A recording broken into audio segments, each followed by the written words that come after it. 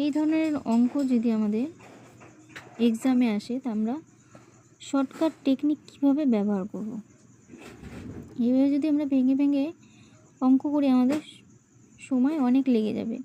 তার জন্য short technique কীভাবে ব্যবহার করব। এখানে আছে 1 বিয়োগ 1-এর 3। তাহলে আমরা এটাকে বিয়োগ করতে হবে। তাহলে 3 ভাগের 1 ভাগ নিলে আমাদের কত হচ্ছে? 2-এর 3। এখানে যেহেতু ভাগ আছে আমরা এখানে গুণ নিয়ে নিলাম 3। এখানেও ভাগ আছে, গুণ নিয়ে কত হলো? 4। এখানেও আমাদের ভাগ আছে, আমরা গুণ করে 8 নিলাম। আর এই সংখ্যাটাকে আমরা কি করব? ওপরে বসিয়ে দিলাম।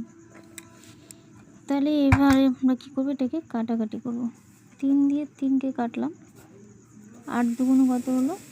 16। 2 দিয়ে 2কে কাটলাম, কত থাকলো আমাদের? 4।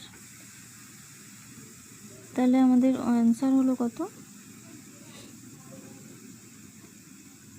2-এর